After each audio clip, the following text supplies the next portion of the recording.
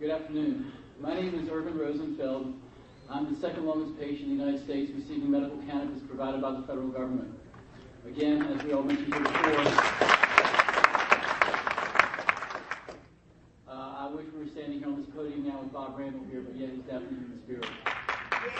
Anyway, my bone disorder I get it for, the medical name is multiple congenital cartilaginous exostosis and a variant of the syndrome pseudo-hypoparathyroidism.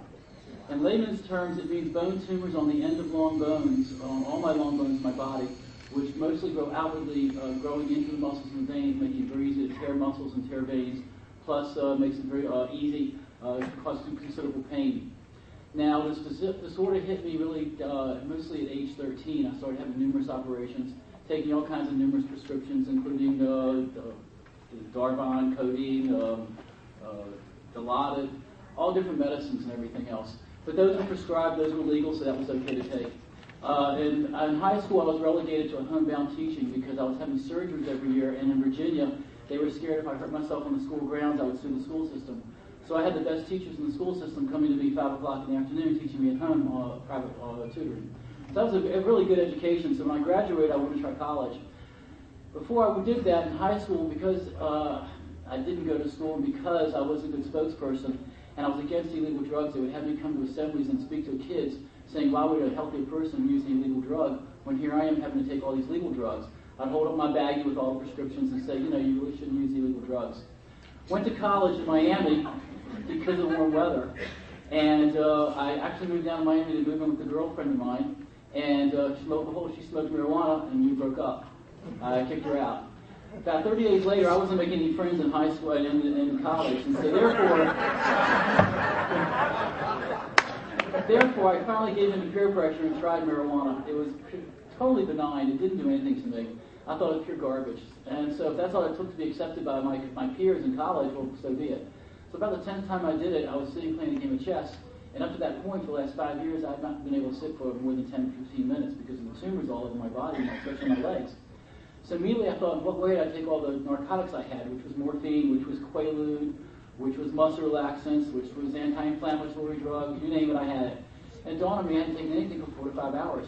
Well, why could I sit all of a sudden? And just then the joint came to me. And I looked at this thing, and I'm thinking, this is the only thing I'm doing differently. I'm smoking this garbage.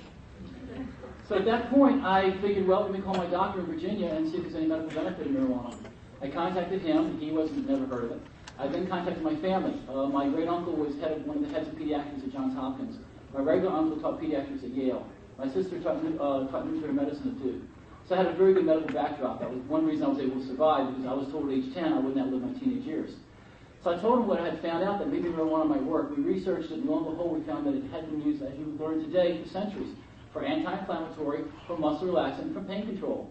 And I went, voila, that's exactly what I need. Called the doctor back, and he had researched it and come with that same conclusion. And so I said, well, give it to me. And he said, I'm sorry, I can't do that. I went, why? He said, the federal government outlawed it. I said, you mean I have to take on the federal government to get my medicine? And that started a 10-year battle. For the first 5 years, I wrote my own scientific project with my doctor as a sponsoring doctor, and me as the only patient with this rare bone disorder. And FDA kept stonewalling me. I hadn't been to this research center, I hadn't done this, I hadn't done that. Meanwhile, what I found is that before I had marijuana, I would be crawling on the floor with muscle pains, tearing muscles, tearing veins, hemorrhaging. The medicines really didn't work at all.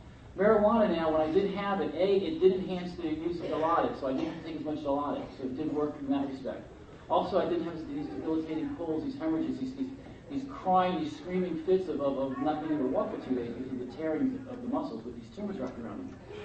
So at that point, I realized, I need the marijuana, so the scientific project was the only way to do that. They kept stonewalling me, and in 1976, Bob Randall won his case. I read about it, and that year he came to Old Dominion University in Milton, Virginia. I went and met him and told him what I'd been doing for the last 5 years, trying to get the scientific project started. He had said that the federal government had no intentions of ever giving it to anybody else, but that if I wanted to fight for it, that maybe I had a chance, but it might take another 5 years. Well, he was right. It took another 5 years. But in November of '82, with the help of Normal, with the help of Alice and Bob, Alice O'Leary and Bob Randall, with the help of, there were a lot of people working, but I did it myself. I mean, you had to fight for yourself, okay? So I was mostly the main person. But I was able to become the second patient. That today I could, thankfully, be able to hold up a prescription and say, here, this is legal, anywhere in the United States, and U.S. territory. Okay? We were very fortunate to have it. Now, the government always says that we don't have research, we haven't done this, we haven't done that. Well, this is what the study was showing in Missoula. I've been documenting, I've been using 10 to 12 marijuana cigarettes per day for 31 years. Documented. Okay? You're not a raving lunatic. Not a raving lunatic, no. I haven't been caught yet. Anyway, because of this, okay, I'm able to lead what I consider a very fairly normal life. I've been married 29 years. I'm a stockbroker handling millions of dollars on a daily basis, which again the government says I shouldn't even be able to think using this medicine. Like I said, I've been married 29 years. I'm a good sailor. I sail in a disabled sailing program, and I'm very active in communities and trying to give back to others. But the whole point is this, that when somebody has a devastating disease, all they want is the right medicine, and not to be made a criminal to try to get that right medicine. Again,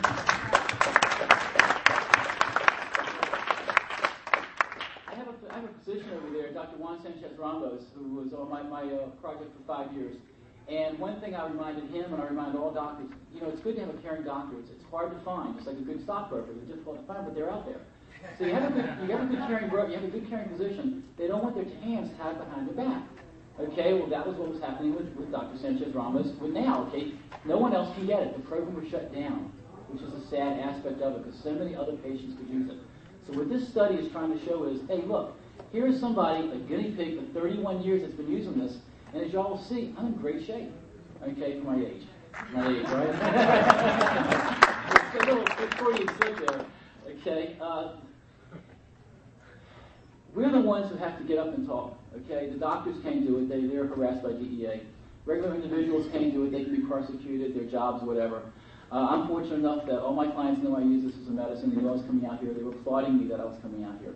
To try to further the cause is very important. That's why we did it, One thing I forgot, and David Gurman's report this morning reminded me, and I've forgotten this, okay, when I looked at his report on Bob Randall, that Bob got it from the federal government in 1976, okay? He had it. That was it. He got it. He won his case. He was fine. Then he started going around the college campuses, where I heard him. The federal government took it away from him because they said, we can't go around talking about it. We just gave it to you and no one else. Bob could have showed up at that point and said, oh, sorry, He didn't do that, did he? He didn't do that at all. He got one of the top law firms in Washington, D.C. behind him. He took on the federal government and he won. And that's what helped us get us here today.